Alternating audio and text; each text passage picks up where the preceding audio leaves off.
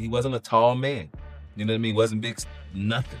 But to me, he looked like, that wasn't the one to quit. That was Danny Boy dropping the bomb about Biggie's alleged killer, a name that felt more like street legend than someone real. But now, the man behind the trigger has finally come forward, and he didn't hold back. He exposed everything, even the one who gave the order. Biggie's hitman stepped into court, cameras flashing, lawyers stunned, and made a confession that had jaws hitting the floor. He stood up, apologized, and then claimed he was put up to it. That shook the whole room. But before we dive into that wild courtroom moment, we gotta rewind to Biggie's last 48 hours, because now, everything he said and did back then hits way different. March 5th, 1997, San Francisco. Biggie was sitting across from JV and Elvis on 107.7, the Doghouse radio show. He sounded chill, maybe even in good spirits, but you could tell he was tired. Then out of nowhere, he dropped a line that gave everybody chills. And just like that, he tried to laugh it off, played it cool, but his eyes told a different story. Biggie had just rapped Life After Death and was hustling coast to coast to promote it, but he was worn down, not just from work, but from loss. First, Tupac's murder, then the growing fear that he was next. He even said it during that same radio interview. This wasn't just anxiety, it felt targeted. You know what, sometimes I'd just rather be dead, because in heaven or hell, I could just chill out and I don't have anyone stressing on me. Fast forward to March 8th. Biggie showed up at the Soul Train Awards in LA, smiling, relaxed. Witnesses said he seemed hopeful the East verses. West beef was finally fading. In another interview, he said he was done with the drama. He wanted peace, but not everyone did. Somebody might try to get me, but I'm just gonna make it hard as hell. That night, Vibe magazine hosted a party at the Peterson Automotive Museum, and that's where the setup began. By the early hours of March 9th, that party was shoulder to shoulder, packed with celebs, producers, and security everywhere. Around 12:30 a.m., the fire marshal shut it down for overcrowding. That's when things moved fast. Puff Daddy's SUV led the way, and Biggie followed close behind in a green Chevy Suburban with Lil Cease, G-Money, and his security, D-Rock. Then came the red lights, silence, and gunshots. Lil Cease later described it all, raw and unfiltered. Everyone ducked, everyone panicked, except Biggie. His door jammed. He couldn't get out. He was hit 4 times. One shot tore straight through his heart. When they made it to the hospital, security guard Gene Deal yanked him out of the SUV, looked at Puff and yelled, "He's dead." Puff couldn't accept it. Nobody could, but it was real. Christopher Wallace, son, father, rap legend, was gone. And this is where things get dark. A special task force got assigned to dig into the murder, led by ex-LAPD detective Greg Kading. After years of blockades, lawsuits, and cover-ups, Kading confirmed what many feared. According to Greg Kading, the triggerman was Wardell Poochie Faust, an alleged Bloods gang member tied to Suge Knight's inner circle and linked to multiple murders. But that wasn't even the biggest twist. The real shock? Suge's own girlfriend, the one who allegedly helped set up the hit, was given full immunity in exchange for info. That deal stayed buried for years until Kading dropped it in a post-retirement interview, and here's the wild part, it went nowhere. Kading said Suge was too slick, never left a trail. So the immunity? Completely wasted. But this year, out of nowhere, a bombshell rocked the courtroom. A man with direct knowledge of Biggie's shooting showed up in court and stunned everybody.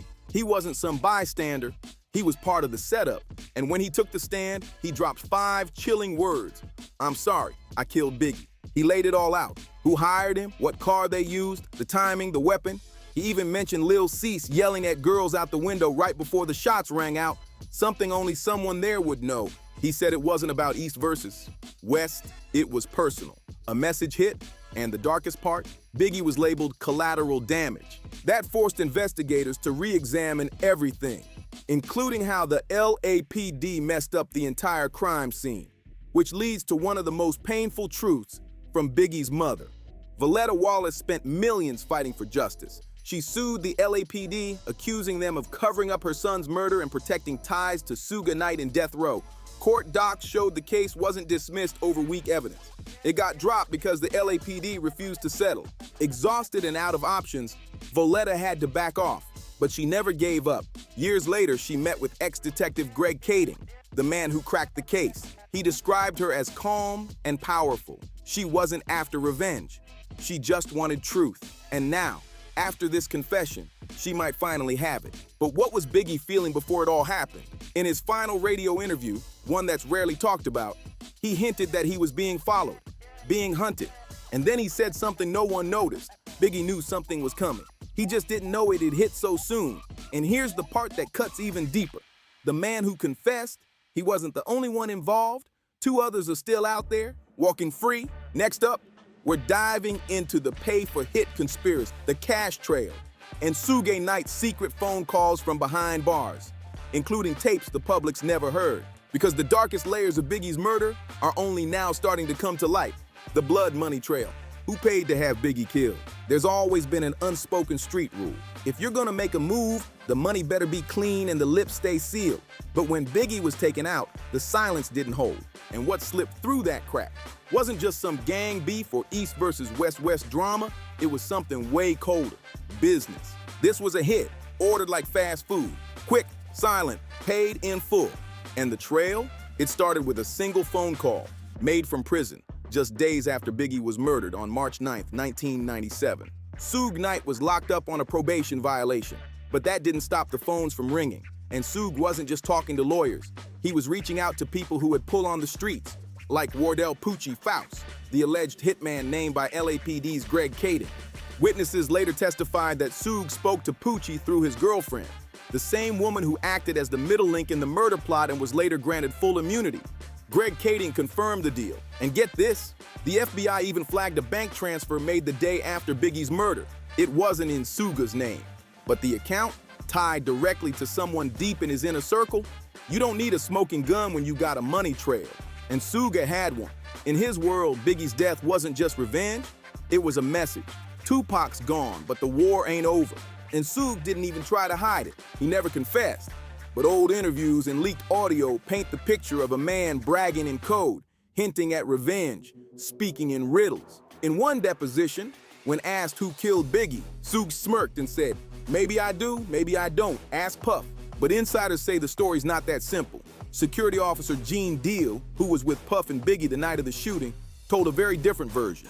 He claimed Puff was warned about a threat in LA and that Biggie didn't even want to go to the Soul Train Awards. According to Deal, Puff insisted they go. And what followed wasn't just grief, it looked like guilt. Deal also said that after Biggie's death, Puff started pulling away, not just from people emotionally, but financially. He even cut ties with security after they spoke to police.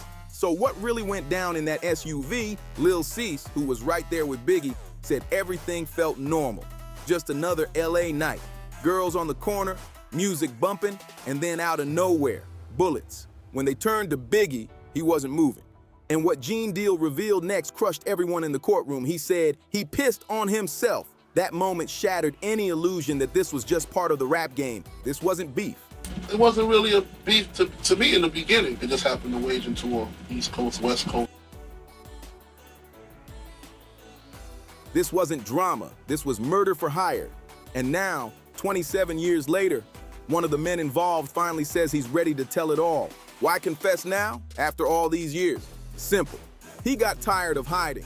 The unnamed hitman, protected under witness protocols, filed for a plea deal to dodge unrelated charges. In a signed affidavit, he admitted he was paid, named Poochie as the shooter, and exposed a second man who acted as lookout. "I was in the car. I saw Poochie raise the piece. He didn't hesitate. He said, 'It's done,' and we dipped." But that second man, still free, no arrest, no charges.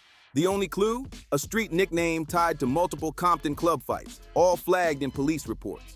So why no action? Because the confession isn't official yet. Cops are still verifying it. But insiders say if it checks out, charges could finally come. Maybe even hit Suge Knight directly.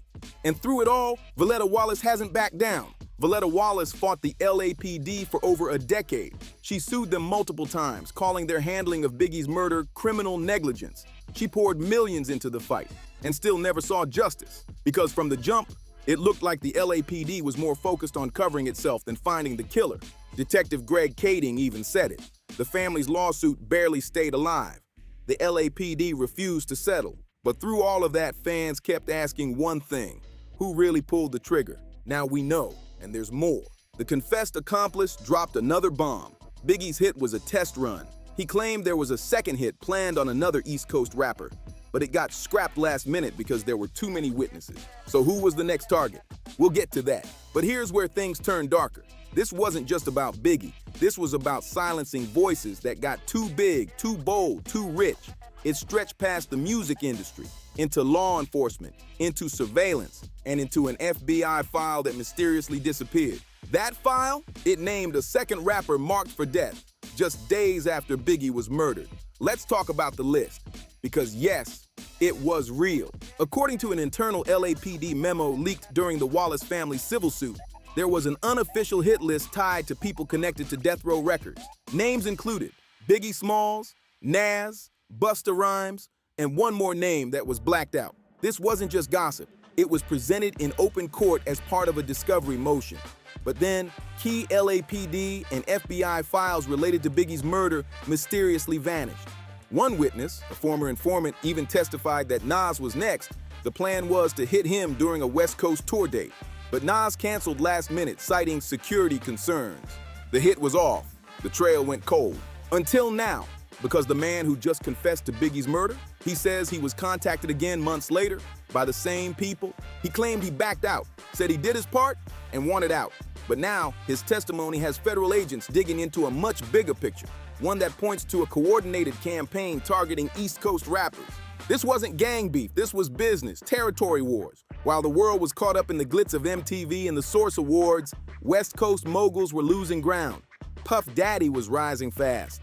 Biggie had just announced Junior MAFIA's second album. Bad Boy Records was untouchable. Meanwhile, Death Row was falling apart. Suge was locked up, Tupac was gone, Dre had bounced, and Snoop was looking elsewhere. The West felt boxed in, and their way of fighting back? Intimidation, but it backfired.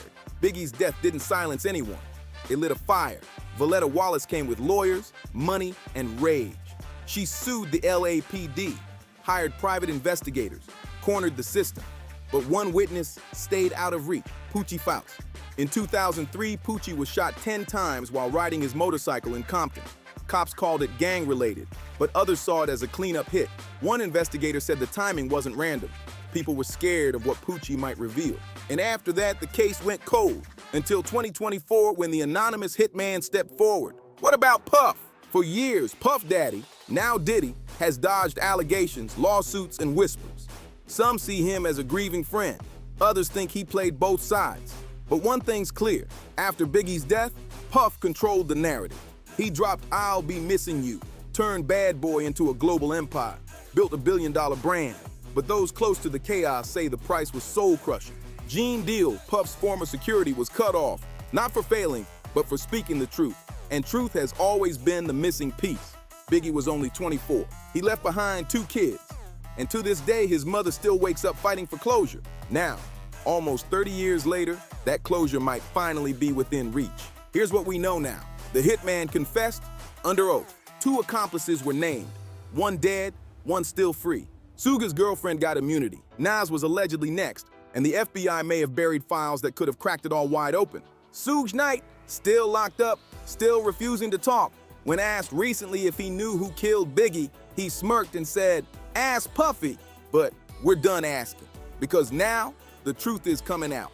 And one last twist, Biggie recorded a song before he died, Too Raw for Life After Death.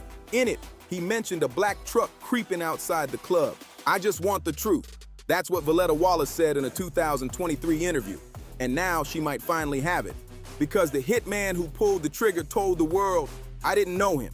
I didn't hate him. I was just doing what I was paid to do. And now he's stuck carrying that ghost forever. But did Biggie know he was being hunted? Christopher Wallace wasn't reckless. He wasn't naive. And when those bullets came, he wasn't surprised. The closer you look at his final days, the more obvious it gets. He felt it coming. He talked about it, laughed it off like a man trying to accept his fate. In one of his final interviews, barely used in major docs, Biggie sat down with the Doghouse radio show in San Francisco on March 5th, 1997. He dropped multiple eerie lines, but one stuck. The room laughed, Biggie smiled. But if you really listen, his voice shifts. He was drained. The humor was just a mask. Then one of the hosts asked, "What changed in the rap game? Why so dangerous?" Biggie paused and answered like he'd been waiting for that question. His words weren't metaphors. He knew he was a target, and not just from rivals, but from people who wanted control over his fame. By 1997, Biggie wasn't just a rapper. He was building a business, working with Puff to launch Junior Mafia's second album, a clothing line, and his own label under Bad Boy Records. That kind of power made Biggie a threat, not just to Suge Knight or Pac loyalists, but to the executives and industry players pulling strings behind the curtain. There's one rare interview clip, never aired nationally, that proves Biggie was looking over his shoulder for more than just bullets. When asked what advice he'd give young artists about the music business, Biggie said, "Watch the contracts, that's where they get you." He wasn't talking about lyrics or jewelry. He meant ownership, royalties, control. Biggie had quietly started working with the legal team to restructure his publishing deals. And here's something most fans don't know. Biggie was trying to escape the trap before 360 deals were even a term. And guess who owned a big chunk of Biggie's catalog? Sean Puff Daddy Combs. Insiders from within Bad Boy later claimed Biggie was preparing to renegotiate his publishing, possibly shifting creative control into a trust for his kids. Diddy never confirmed it, but some believe that could explain why certain tracks were buried after Biggie's death. There's even unfinished, unreleased material, songs Biggie recorded quietly with DJ Premier, but not all made the final album. And then there's Faith Evans. Everyone knows the tabloid chaos, rush marriage, public fights, but in Biggie's final weeks, he was trying to fix it all. In that same Doghouse interview, Biggie admitted something that hit deeper than just music. He wanted a future. He was thinking about legacy, but time wasn't on his side. Now let's go back to that final night, the vibe party at the Peterson Automotive Museum. There's one witness most people forget, Michelle, a staffer at the VIP desk. She later told investigators Biggie looked anxious. He kept asking, "Who's outside? Who just came in? Who left?" This wasn't paranoia. He was on alert. Michelle also said Biggie asked for more security by the SUV before they pulled off. He was told everything was fine. He didn't believe it, but his request got overruled. And here's a detail no one talks about. Biggie had changed hotels. He was originally staying at the Four Seasons, but 2 days before the murder, he was moved to the Beverly Hills Hotel. The official reason? A booking issue. But insiders say the real reason was way more serious. According to a close entourage member, Biggie got a threatening phone call. He answered, nodded quietly, and after that, he wanted out. The number was never traced. It was unlisted. But that call wasn't the only red flag.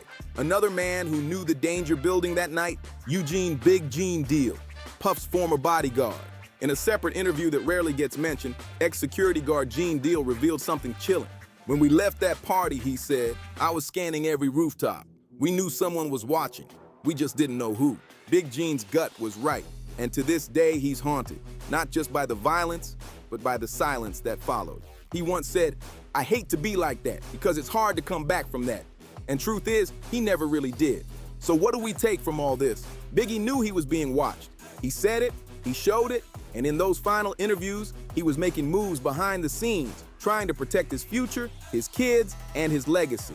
But when he was killed, it wasn't just a loss, it was a shutdown. Unreleased tracks, secret business moves, personal calls, gone with him. This wasn't just a hit, it was a silencing.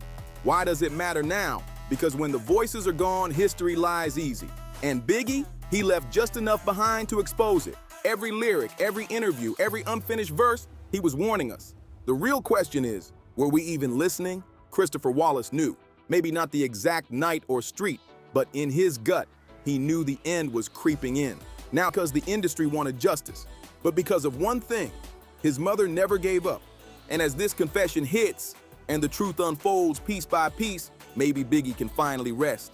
If you made it this far, sound off in the comments. Do you think justice was finally served?